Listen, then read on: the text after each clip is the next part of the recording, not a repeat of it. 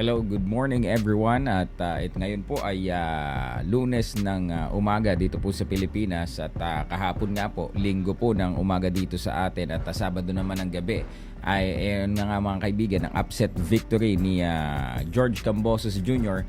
laban nga po dito sa unified champion na si Teofimo Lopez and as you all knew, Senator Pacquiao was too proud of George Kambosos Jr.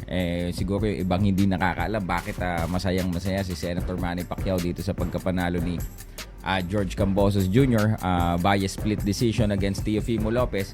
Ito pong si George Kambosos ay talagang naging malaking parte ng mga nakaraang training camp ni Senator Manny, having over 200 rounds of sparring kay Senator Manny Pacquiao. Ito nga sabi ni Senator Manny Pacquiao sa kanyang post, congratulations to my friend George Kambosos on an epic win. You helped me in so many of my past fights. I hope our hundreds of rounds of sparring help you in some way tonight. I am proud of you, Senator Manny Pacquiao. Kung hindi nyo po nalalaman, noong nilabanan po ni Senator Manny Pacquiao si Jeff Horn, ipresenta po ni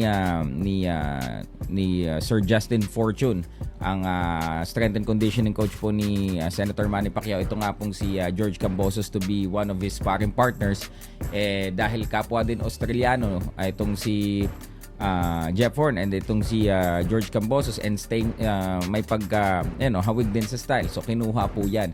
And then after the Jeff Horn fight, bihirang-bihira po na itatap ka uli bilang isang sparring partner kung hindi ka talaga nag-perform ng maganda sa training camp ni Senator Manny. So nung nilabanan po, nag-comeback po si Senator Manny after his defeat against Jeff Horn. Nung pong lumaban si Senator Manny sa Malaysia, dito po kay Lucas Matisse, George Kambosos was tapped again as one of his sparring partners. At yan nga po ay ang din yan ay pinalaban din si George Kambosos dun sa Malaysia nung Pacquiao Matisse undercard, which is nakalaban nga ni Kambosos itong si JR Magboo, na nanalo po siya, I think second round KO yata, kami pa yung corner noon kay JR Magboo.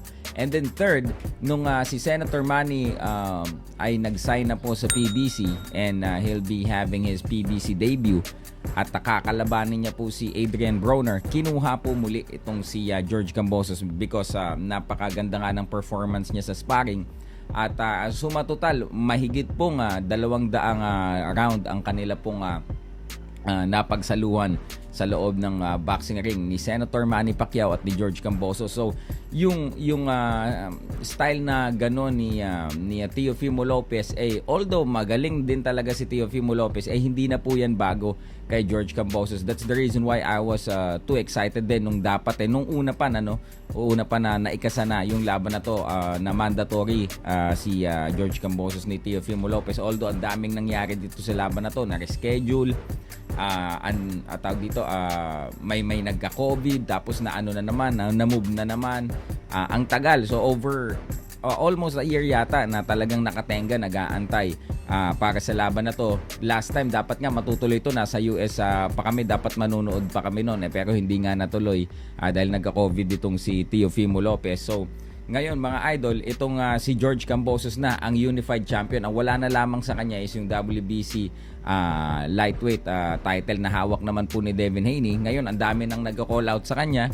Nandyan yung mga ibang superstar ng 135, sila Ryan Garcia at syempre itong si ang dami din na pwede pa niya makalaban sa weight division na niyan. Ang dami ding superstar sa 135 pound at itong welcome po natin itong kakasampa pa lang at makikigulo sa nagsisiksikang mga superstar ng 135 weight division. Ayan na po si George Kambosos na talaga namang kayang-kaya makipagsabayan. I want to see him against Vasily Lomachenko, of course against Ryan Garcia, Devin Haney, and there's a possibility that he will be fighting ito ding si Gervonta Tank Davis na tumatalon-talon ng mga weight class from 135 na go 140. So yun, once again congratulations kay George Kambosos at sa buong Australian boxing community, because this is the considered biggest win of an Aussie fighter sa kasaysayan po nila. So once again, congratulations George Kambosos. Peace out.